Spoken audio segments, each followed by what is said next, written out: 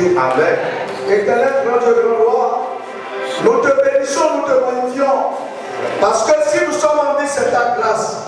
Et ce que nous voulons que notre vie puisse être remplie de gloire et de bonheur. C'est pour cela, tout vent contraire, toute guerre, toute situation qui ne nous permet pas de dire heureux, que jouer les emporte au nom de Jésus. Les quelques jours qui restent, Seigneur, prépare-nous à pouvoir rentrer dans la gloire, dans le repos et dans la victoire. Que nos vies soient cachées dans le Christ Jésus. Personne ne mourra, Seigneur. Mais nous ferons de grands exploits. Nous allons signer de grands contrats. Nous allons atteindre des niveaux élevés. Seigneur, que l'onction de Dieu qui repose sur les gens et on mène une vie de gloire, que cette onction pleuve ce soir. Amen. Que cette onction pleuve ce soir. Sors quelqu'un du trou, Seigneur. Tout ce qui était bloqué, débloque-le au nom de Jésus. Ce qui est en train de suivre quelqu'un, afin de la battre, ne va pas l'accompagner dans le prochain mois. Que le mois en cours les engloutisse au nom de Jésus. Et les quelques jours qui restent, les 6 jours qui restent, que chacun des jours soit des jours bénis de la part de l'Éternel. Tout ce que tu devais obtenir avant le premier semestre, que tu n'as pas encore obtenu, que les 6 jours se chargent de leur accomplissement. L'esprit de retard ne va accompagner personne dans le prochain mois. Seigneur, ce soir nous sommes là pour écouter ta parole. Dirige-nous, Seigneur. Oriente-nous et conduis-nous, Seigneur. Prépare notre cœur afin que ta volonté soit faite. Au nom puissant de Jésus-Christ, nous avons prié. Amen. Asseyez-vous. Bien-aimés chers frères et sœurs, que la paix et la grâce de notre Seigneur Jésus-Christ soient avec nous tous. Bienvenue à cette séance d'études bibliques. Un passage avant d'introduire les réponses aux différentes questions posées la fois passée. Deutéronome 15, verset 3 à 7. Il se dit comme suit: tu pourras presser l'étranger.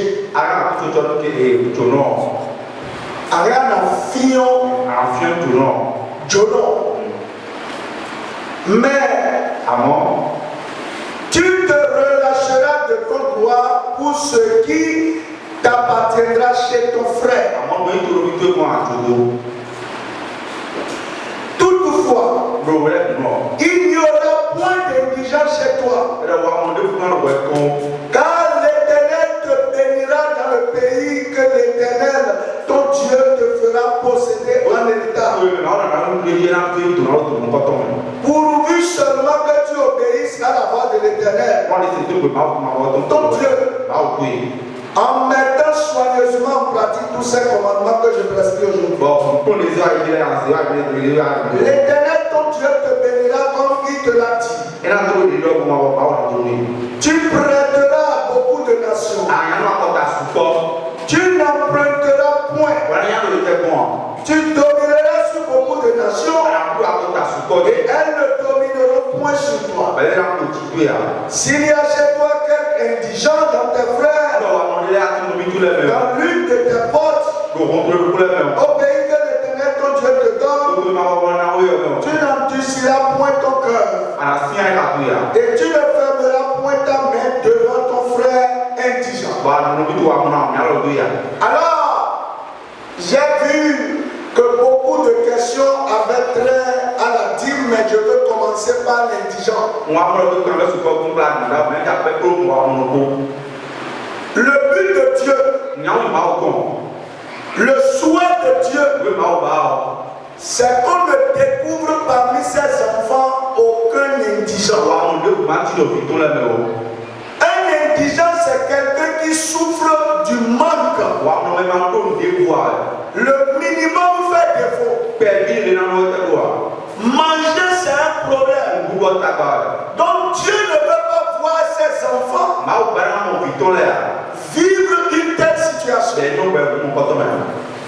Quand il arrive que des enfants de Dieu traversent des situations circonstances ou des moments d'indigence, cela ne vient pas de Dieu. Mais pourquoi on remarque l'indigence? C'est la raison pour laquelle j'ai lu. L'indigence, Dieu a mis en place un dispositif pour bénir ses enfants, pour qu'ils ne manquent de rien. Dieu a mis en place un dispositif qui n'a pas changé, qui est ignoré, banalisé et délaissé aujourd'hui. Voyez, Dieu est un Dieu de principe. Quand il veut faire des choses, il établit les principes par lesquels ça va se réaliser. Voyez ici, il a dit clairement que les enfants d'Israël devraient eux-mêmes veiller à ce que leurs frères ne soient pas indigents. Voyez, ils devaient tout faire pour qu'au milieu d'eux, il n'y ait pas quelqu'un qui soit indigent. C'est pourquoi on a dit, envers l'étranger, ils peuvent être durs. Mais pour les enfants, pour les frères, ils ne devaient pas avoir être mauvais.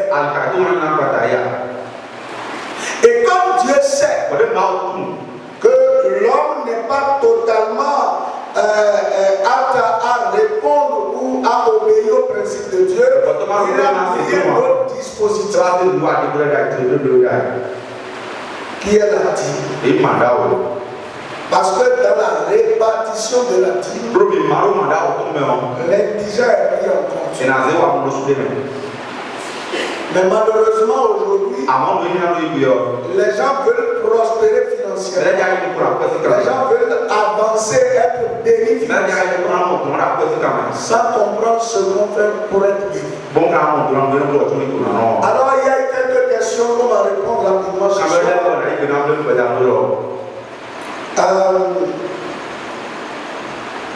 Et qui vont nous éclairer parce que la majorité des questions tournent autour de la dîme. Mais je vais les prendre un à un et on va lire quelques textes bibliques. Vous savez, la dîme, c'est la base de bénédiction. Quand vous lisez dans Malachie 3, le verset 10, Dieu dit, apportez dans la maison du trésor toutes les dîmes et les offrandes. Et vous verrez si moi je n'ouvrirai pas pour vous les écluses. Voyez, ça veut dire que ce qui permet à Dieu d'ouvrir les écluses des cieux, c'est la dîme. Il dit, vous verrez si je n'ouvrirai pas pour vous les écluses des cieux. Il dit, mettez-moi de la sorte à l'épreuve. Et vous verrez si je n'ouvre pas pour vous les églises des cieux. Si je ne répands sur vous la bénédiction en abondance. Deux promesses. Il dit, il faut amener toutes les dîmes et les offrandes. Si vous faites ça, vous allez voir. Si moi, je ne vais pas ouvrir les églises des cieux pour vous, et si je ne vais pas répandre la bénédiction sur moi, la dîme, c'est ce qui challenge Dieu envers ses enfants. C'est ce qui pousse Dieu à bénir. Non seulement quand on dit que Dieu ouvre les églises des cieux, en quoi cela est différent de la bénédiction? La bénédiction, c'est une faveur, c'est une évolution, c'est quelque chose de bien que vous avez. C'est un mot, ou bien c'est des expressions qui activent le bonheur à votre égard. C'est ça la bénédiction. Quand quelqu'un est béni, ses activités vont marcher. Quand quelqu'un est béni, quand il frappe des portes, mais quand la bénédiction est là, quand les cieux sont ouverts. Dans 2 Rois, le chapitre 5, verset 7. Quand vous lisez du chapitre 7 jusqu'au chapitre 7, c'est l'histoire d'Élisée et de Samarie. À Samarie, Élisée a dit demain à pareil moment, vous allez acheter du pain pour, disons, une pièce d'argent. Et celui qui était l'officier du roi, la sentinelle, qui veillait, même si le ciel s'ouvrait, cela ne serait pas possible. Quand le ciel s'ouvre sur quelqu'un, vous découvrez des opportunités en paix. Vous comprenez? C'est encore différent de la bénédiction. Je peux être béni financièrement. Je peux être béni matériellement. Je peux être béni spirituellement. C'est-à-dire que Dieu fait que j'ai quelque chose en abondance. Mais le ciel ouvert me permet d'accéder à des opportunités en paix. C'est-à-dire ce qu'on peut acheter à 1 million, quand le ciel est ouvert sur ma tête, je peux l'acheter à 100 000 et c'est encore de qualité supérieure. Est-ce que vous comprenez un peu ce que je dis? Lorsque le ciel est ouvert sur votre tête, les efforts qu'on fournit pour atteindre des niveaux, vous ne fournissez pas ces efforts, mais les choses viennent à vous. Voyez un peu la différence entre bénédiction et que le ciel s'ouvre sur votre tête. Quand le ciel est ouvert sur votre tête, on viendra vous proposer des choses qui vont changer votre vie. Mais quand vous êtes béni, vous vivez le bonheur. Vous avez des bonnes choses. Ça peut être l'argent. Ça peut être quelqu'un peut être béni en ce qui concerne les enfants. Quand ces enfants réussissent, c'est une bénédiction. Vous voyez, les enfants, ils ont reçu l'éducation, ils ont atteint de bons niveaux, ils ont de bons emplois, ils pensent à lui. Ces enfants, il est béni par les enfants. Mais quand il a des autres, quand il a le ciel ouvert, quand il était en train d'éduquer ses enfants, un moment vient, il rencontre des gens qui disent je paye la scolarité de tes enfants, je les mets dans les bonnes écoles, c'est ça qu'on appelle les opportunités. Donc Dieu dit, si moi je dois vous faire du bien, donnez la dîme. Et vous allez voir si je ne vais pas agir. Vous comprenez un peu? Dieu dit qu'il n'y aura pas d'indigence. Mais le principe qu'il a mis en place pour que l'indigence quitte le milieu, c'est qu'il y ait la dîme. Et si ça se paye, vous voyez, il dit le ciel sera ouvert. Ça veut dire que même ceux qui n'ont rien là, quand le ciel sera ouvert sur leur tête, leur frère viendra leur donner. Est-ce que vous comprenez? Quelqu'un qui n'a rien à faire, son frère va dire non, je veux te créer une affaire. Je veux t'envoyer quelque part. Mais si le ciel n'est pas ouvert et que le ciel est fermé, le secours de Dieu ne vient pas. Alors, vous comprenez la nécessité de la dîme. Mais à quoi elle est appliquée? La première question, si j'ai un fonds de commerce, un capital de commerce, est-ce que je dois payer la dîme sur ça?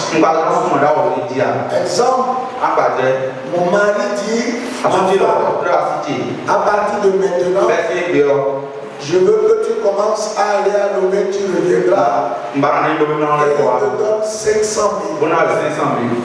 Et tu veux commencer le commerce avec.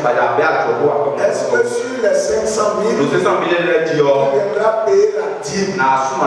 C'était ça la préoccupation de la personne. On va lire 3 textes et après je vais revenir.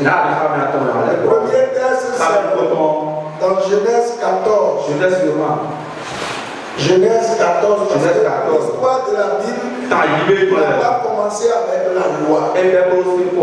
L'histoire de la Bible a commencé bien avant la loi. La loi a commencé avec Moïse dans Exode.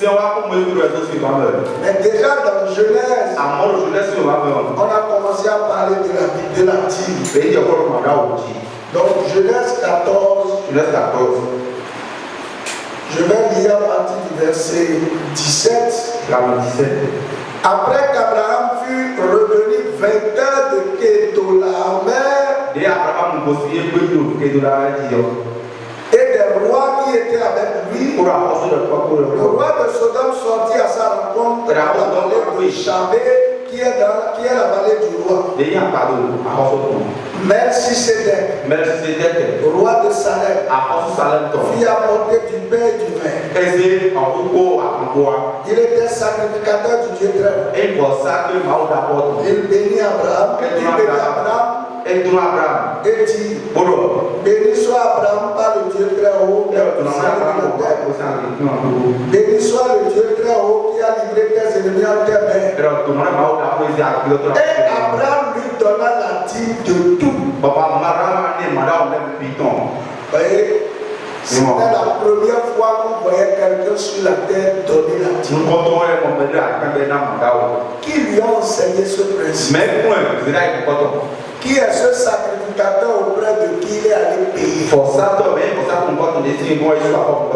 La Bible ne nous dit pas qui lui a enseigné. Mais comme Abraham parlait avec Dieu, on a compris que ce sont des instructions que Dieu lui a données pour recevoir la bénédiction. Et il est allé payer à qui? À un orphelin, on aura l'orphelinat? Non. Il est allé payer ça à un sacrificateur. Dieu a établi la nécessité de la dîme et de comment la payer. Abraham l'a payé à un sacrificateur. Le premier sacrificateur qui a existé sur la terre, dont on ne connaît ni les origines, qui est Melchisedec. Et là, les commentaires disent que c'était Dieu lui-même qui a pris la forme de la chair pour recevoir la première dîme sur la terre. Deuxième texte que je veux lire, je veux lire dans Nombre 18. Nombre 18, je vais lire du verset, je vais lire à partir du verset 21. Et je vais m'arrêter au verset 24 qui se lit comme ça. Je donne comme possession au fils de Lévite toute dîme en Israël pour le service qu'ils font, le service de la tente d'assignation. Les enfants d'Israël n'approcheront plus de la tente d'assignation de peur qu'ils ne se chargent d'un péché et qu'ils ne meurent. Les Lévites feront le service de la tente d'assignation et ils resteront chargés de leur iniquité. Ils n'auront point de possession au milieu des enfants d'Israël. Ce serait une loi perpétuelle parmi vos descendants. Je donne comme possession aux Lévites les dîmes que les enfants d'Israël présenteront à l'Éternel par élévation. C'est pourquoi je dis à leur égard, ils n'auront point de possession au milieu des enfants d'Israël. Ici, Dieu a dit que les dîmes, ceux qui le mangent, ce sont les Lévites, les sacrificateurs. C'est à eux que Dieu a dédié cela. Donc ceux qui sont contre le fait que les pasteurs bouffent leur argent ne comprennent pas la Bible. Je n'ai pas dit les pasteurs les escrocs. Il s'est dit clairement que la dîme c'est pour eux. Que Dieu a créé ce principe. C'est pourquoi il a dit le premier qui a pris la dîme sur la terre, c'est un sacrificateur. Maintenant, sur quoi on paye la dîme? Lévitique 27. Lévitique 17. 27. Lévitique 27. On va lire 3 versets.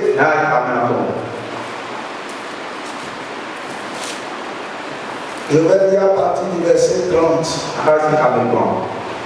Toute dîme de la terre, soit des récoltes de la terre, soit des fruits du fruit des arbres, appartient à l'Éternel. C'est une chose sacrée. Quand je prends, on parle de la terre, on parle des récoltes, tout ce qui se produit, tout ce que la terre produit, et tout ce que les arbres vont produire comme fruits. La 10e partie, c'est pour Dieu. Ça veut dire que la dîme, c'est sur ce qu'on a gagné.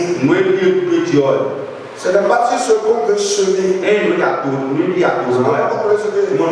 C'est sur ce qu'on a gagné. Ce n'est pas sur ce qu'on veut semer. J'explique ça parce que beaucoup se posent des questions. Le capital, c'est ce que je veux semer. C'est ce que je veux investir. C'est ce que je veux tourner. Donc ce n'est pas encore un gain. Vous comprenez? De ce point de vue, je ne suis pas tenu de payer la dîme sur ce qu'on m'a donné. Si je considère qu'on m'a donné de la semence, je vais mettre sur la terre. C'est pareil. Je ne peux pas aller passer de l'argent à la banque. Vous dites, je vais payer la dîme sur ça avant de commencer. Non. Mais sur la récolte, sur le résultat que cela va produire, je vais payer la dîme. Est-ce que c'est clair? Maintenant, ça dépend de la foi de chacun. Si quelqu'un se dit, les 500 000 qu'on m'a donné, je n'ai rien fait pour qu'on me donne ça. Je considère que c'est un don que Dieu m'a fait. C'est un fruit qu'il m'a donné. Je vais payer la dîme. Ça, c'est la foi. La compréhension. Cet esprit donnant chacun. De façon normale, ce n'est pas encore la base pour que tu parles de dîme. Parce que pour commencer les affaires, tu peux aller passer de l'argent. Tu peux aller, on peut te donner de l'argent. Comme aussi on peut te donner les marchandises pour que tu vendes. Donc voilà ce que je veux dire de cette première dette ou de cette première ressource qui est un don pour un objet particulier. Pour un objet particulier. Un don qui a un nom particulier. Nous n'avons pas c'est-à-dire qu'on m'a donné l'argent pour le commerce. C'est la même chose quand on m'a donné l'argent pour payer la scolarité. Vous voyez la différence? Je dois faire quelque chose. On m'a remis pour ça. Dès que ça doit sortir un revenu, doit sortir un revenu. C'est sur le revenu que je vais payer là. Ça peut aller. Deuxième question. J'ai une dette de 150 000. Et je gagne 150 000. Est-ce que je dois payer la dîme? De ce que je vous ai expliqué sur la dîme, est-ce qu'il y a une ambiguïté là? J'ai gagné 150 000. Je pouvais ne pas gagner. gagner ça. On sait comment on ici. On pourrait ne pas me payer ça. Et c'est comment on ici. Donc ce n'est pas en fonction de mes besoins que je décide si oui ou non je paye la dîme. Est-ce que c'est un gain? Est-ce que c'est un revenu? C'est la question qu'il faut se poser. Dès lors que c'est un revenu, que c'est quelque chose que j'ai gagné, que c'est le résultat d'un effort que j'ai fait, indépendamment des charges que j'ai, je m'engage à payer la dîme. Puisqu'on a dit, c'est une chose sacrée. Ça ne m'appartient pas. C'est ce que Lévitique a dit. La 10e partie, c'est à l'Éternel. C'est une chose sacrée. Donc dès lors que j'ai gagné, c'est une chose sacrée. Je paye. Puisque je sais que c'est la part de Dieu. Est-ce que vous me comprenez? Quel que soit ce qui se passe, rien ne peut justifier le non-paiement de la dîme. Si vous le faites, vous fermez le ciel et vous empêchez que Dieu vous bénisse. Donc c'est un choix. C'est pour ça que quand les gens ont problème d'argent, la première question que je leur pose, est-ce que vous êtes fidèle dans les dîmes? Donc c'est ce qu'il en est. Proverbe 3, 9, 10, bon papa dit, je démarre une nouvelle année. Et puis j'avais une dette de 150 000. Et puis mon premier revenu fait 200 000. Est-ce que je rembourse les 150 000? Et c'est avec les 50 000 je fais de prémices. Ou bien je donne les prémices et je laisse inhiber la dette. En tout cas, la réclamation il y a la menace. Vous voyez, quand vous comprenez le principe, vous n'êtes pas troublé. C'est quand vous voulez raisonner que vous rentrez dans le trou. Je peux ne pas gagner les 200 000. Qu'est-ce que je vais faire? Est-ce que c'est tous ceux qui travaillent qui ont le salaire à la fin du mois? Il y a des gens qui travaillent et on leur doit des salaires. Et ils n'arrêtent pas le travail à cause de ça. Donc si je vais raisonner pour dire, est-ce que je regarde le passif pour voir l'actif, je me la prédiction dit que les premiers revenus qui tombent dans ma tête, je les consacre à l'Éternel, je l'honore l'Éternel avec cela. Parce que je veux davantage. Donc moi, si je veux respecter la loi des prémices, c'est pas parce que je n'ai pas de dette que je vais respecter ça. Je le respecte parce que c'est ce que Dieu me promet à faire. Donc les dettes des 200 000, des 150 000 seront là. Mais je vais donner la prémisse. Je ne sais pas comment Dieu veut faire. Mais ma foi me dit, moi j'attends une bénédiction excellente. Donc je vais donner.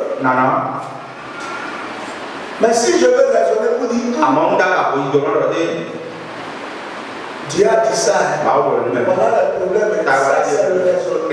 Si je veux obéir, je ne me pose pas cette question. Dieu m'a dit de donner prémisse. Je sais que j'ai des dettes, je savais que j'aurais des dettes, et il m'a donné l'occasion de donner prémisse. Moi je cours après la bénédiction, je ne cours pas après l'argent, et on m'a dit, si je veux la bénédiction, je le fais. Donc, c'est le fait de raisonner. D'abord, le raisonnement vient du fait qu'on commence par ne pas vouloir faire. C'est quand vous ne voulez pas faire que dans votre esprit quelque chose que tu dois faire. Sinon, celui qui veut faire, il n'est pas dans le raisonnement. Est-ce qu'un étudiant a l'obligation de donner la dîme? Est-ce que l'étudiant gagne l'argent? Sur les petits déjeuners qu'on te donne, c'est suffisant.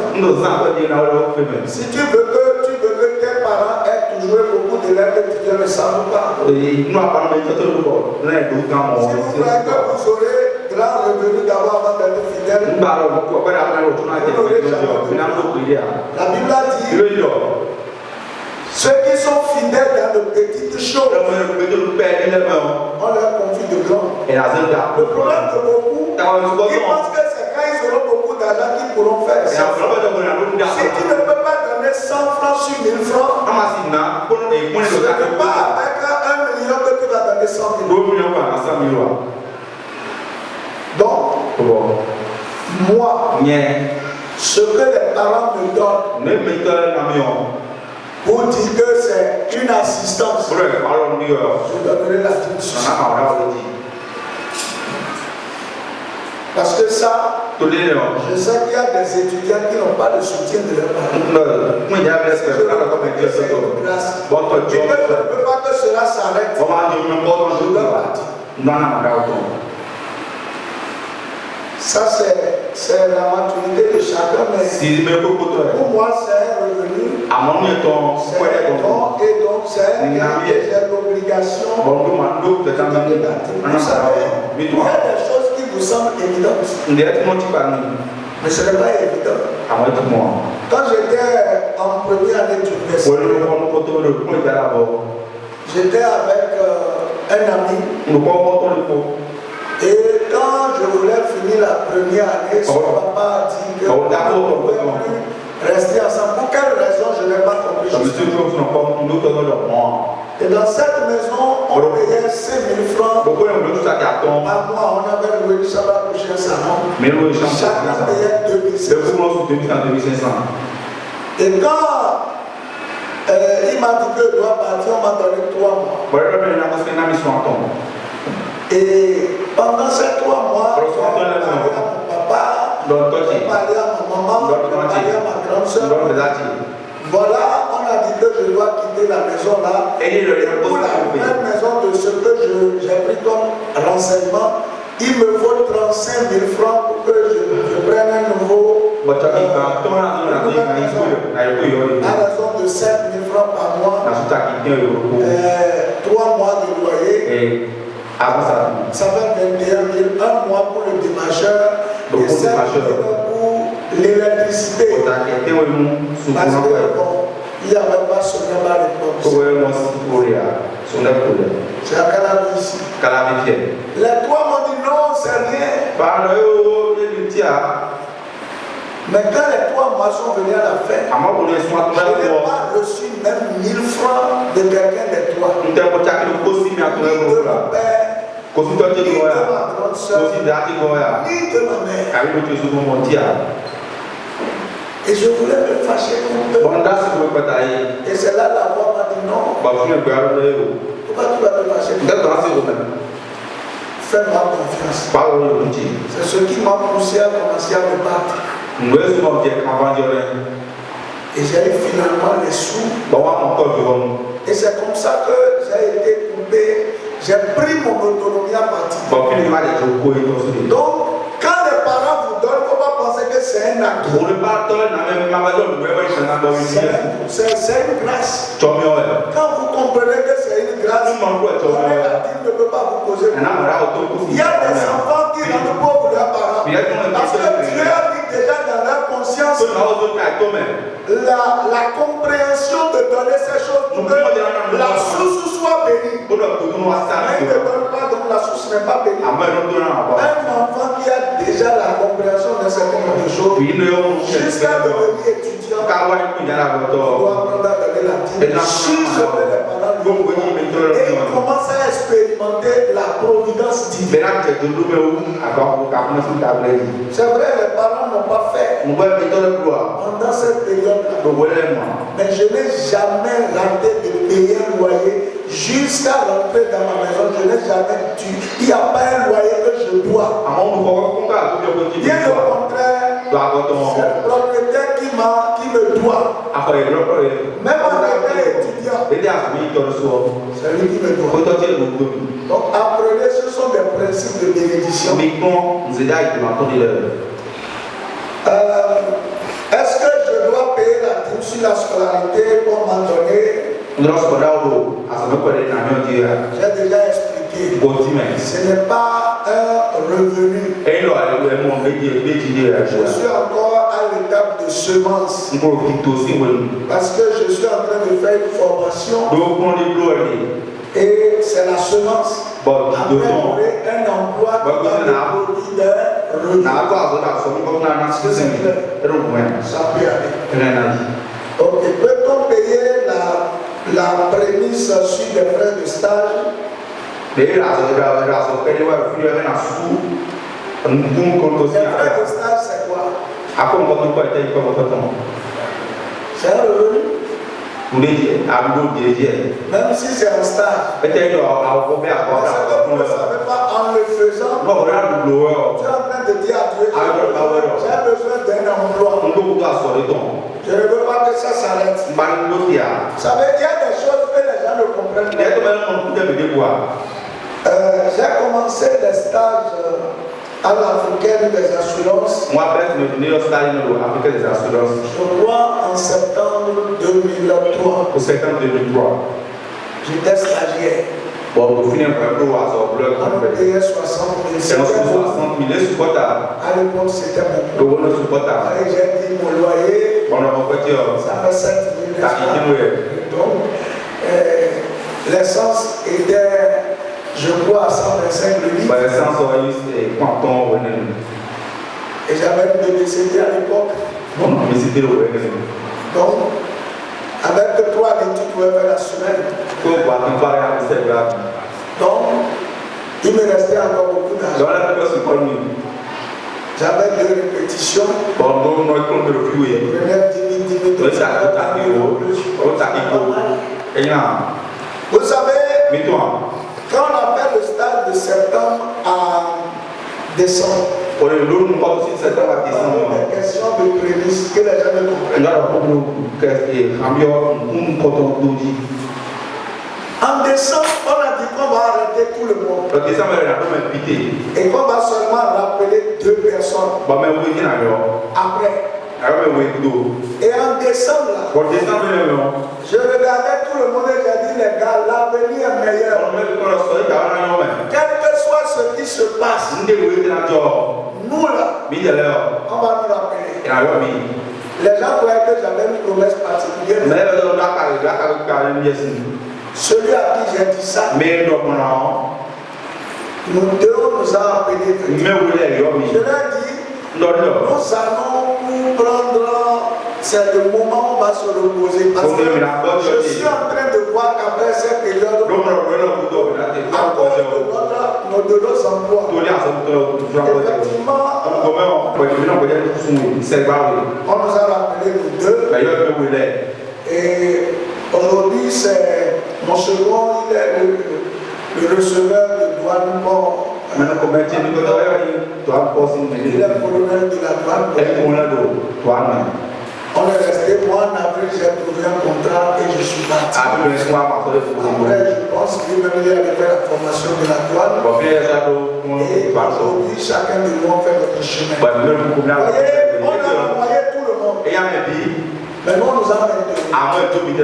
On a fait, je crois que j'ai fait de septembre en avril. J'ai fait 7 mois. Alors qu'un stage professionnel, c'est normalement 3 mois. J'ai fait 7 mois. Et je suis parti. Quand j'ai quitté là, je suis rentré dans mon emploi. Si je n'avais pas compris ces principes, je suis en train de chômer. Quand Dieu parle, c'est toujours pour notre bonheur. Et c'est parce qu'on n'a pas expérimenté qu'on se pose ces questions. L'avant-dernière question, c'est est-ce qu'un mariage qui a été fait sur le fond de gris-gris, béni par le pasteur, peut être défait?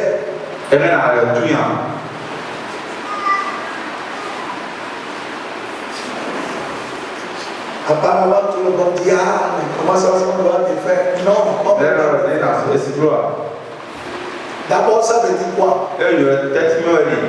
Qu'un un des mariés est sous la malédiction. Sinon, dans le processus, il y aurait des signes qui auraient révélé pourquoi on ne poursuit pas la procédure. Mais s'il n'y a rien, jusqu'à ce qu'on vienne sceller, c'est vrai que Dieu qui peut créer la séparation. Parce que la Bible dit, si deux d'entre vous s'accordent sur la terre pour lier quelque chose, le ciel va lier. C'est ce qu'on ne comprend pas. Moi, je ne peux pas venir ici. C'est pourquoi quand les gens viennent, quand ils veulent divorcer, ils disent ma femme là est sorcière, ma mari là est sorcière. Je ne peux pas démontrer ça. Si Dieu ne veut pas que vous continuez, lui seul, comment il va séparer? Mais si le mari qui a fait gris là, il dit non, l'église là c'est trop, si tu vas continuer, l'église on va se séparer. Alors la soeur est libérée. Vous savez par rapport à la Bible, je crois qu'il y a seulement, disons, 2 cas. Le troisième, je cherche, je ne trouve pas bien où le divorce peut se faire et le remariage sans souci. On ne vous trompe pas. Le premier cas, c'est lorsque un des conjoints décède. Si un des conjoints décède, l'autre conjoint peut se remarier. Le deuxième cas, c'est lorsque les gens sont mariés en étant païens. Et que chemin faisant, un devient chrétien. Mais que le non-chrétien dit, si c'est à cause de ta foi là, je vais divorcer. Qu'il divorce ou qu'elle divorce, l'autre conjoint est libéré pour se marier. Ça, c'est ce que Paul a dit. Mais à part ces 2 cas, je n'ai pas vu. Même quand on dit que la femme a été surprise en flagrant délit, on a dit aussi longtemps qu'elle vit là. Si quelqu'un l'épouse, la personne commet adultère avec elle. Les deux iront en enfer. Donc c'est pour ça qu'on prie. Mais des choses n'arrivent pas. Sinon c'est difficile. En fait de mariage là, c'est facile quand on se bat. Mais pour se battre, ça devient très compliqué. Donc, à moins que Dieu lui-même décide de séparer le mariage. Et comment Dieu peut le faire dans ce cas? C'est que la soeur finit par dire que notre prière me dérange. C'est lui qui doit prendre l'initiative de dire je divorce. Sinon, qui sait, c'est pas si tu as une tête basse. Peut-être qu'en te suivant, il va se convertir un jour. Vous comprenez? C'est là, vous ne pouvez pas. Vous êtes serré, cimenté, c'est fini. Et la troisième chose, la dernière question, c'est vrai que la question n'a pas été posée publiquement. Elle a du mal à payer la dîme parce que le pasteur d'ici ne bouffe pas la dîme. Donc dans cette condition, est-ce qu'il doit payer la dîme? Je vais lire 2 textes. Deutéronome 14, 28 à 29. Au bout de 3 ans, tu sortiras toutes les dîmes de tes produits. Pendant la 3e année, tu les déposeras dans tes portes. Alors viendront le Lévite qui n'a mis pas l'héritage avec toi, l'étranger, l'orphelin et la veuve. Ils seront dans tes portes, et ils mangeront et se rassasieront, afin que l'Éternel, ton Dieu, te bénisse dans tous les travaux que tu entreprendras de tes mains. Voyez, je vais lire le deuxième texte comme ça.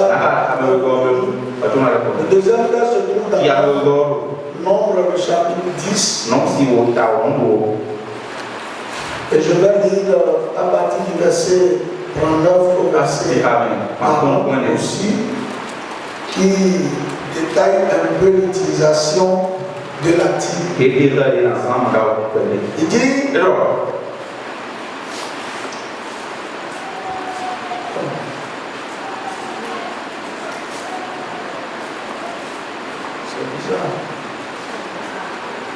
Nom 10. J'ai un peu mal pris mes notes. Je vais revenir. Maintenant, le premier texte. Il est clairement dit que lorsqu'on amène la dîme, là, vu le nombre de catégories de personnes qui trouvent dedans, on a parlé des Lévites seulement. Est-ce que c'est dans les Lévites qu'on a parlé seulement? On a dit qu'il y aura les Lévites. Et après les Lévites, il y aura l'étranger. Après l'étranger, il y aura l'orphelin et la veuve. Voilà tous ceux qui sont impliqués dans la gestion de la dîme.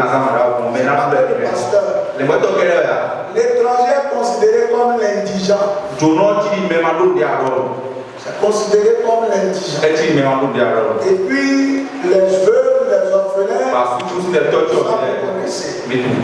Et dans cette église, même aujourd'hui, quand bien même l'action sociale est là, il y a toujours quelque chose que la caisse de l'église donne à l'action sociale. C'est en baignant à cela que ça se fait comme ça. Et tout ce qui se fait dans l'action sociale, il y a aussi les étrangers qui sont pris en compte. Il y a aussi les veuves et les orphelins qui sont pris en compte. Et puis, ce n'est pas parce que le pasteur ne prend pas la dîme que vous avez dit, oh non, lui ne prend pas la dîme comme ça. Moi, je ne vais pas donner. Alors, ce qu'on fait concrètement ici, le deuxième texte que je cherchais, où c'est dit clairement qu'il y a un dixième qui est prélevé. Je vais le trouver, mais je vais vous les donner. Dans la dîme, ça parle toujours de la gestion. Le souverain sacrificateur, qui est le responsable du temple, il prélève 10% et il répartit le reste sur les autres lévites. Et effectivement, les veuves, les orphelins et les enfants. Pour l'instant, j'ai demandé qu'un compte soit créé. Les 10% sont mis dans ce compte. Et non, les 10% des dîmes sont mis dans ce compte. Le reste, il y a des gens qui travaillent à qui on donne une partie. Et on donne une partie pour l'action sociale. Pour respecter la logique de la gestion. Maintenant, si vous ne le donnez pas, vous n'accomplissez pas la volonté de Dieu. Parce que moi, je suis en train de respecter ce que Dieu a dit. J'ai demandé qu'on fasse une réserve de 10%.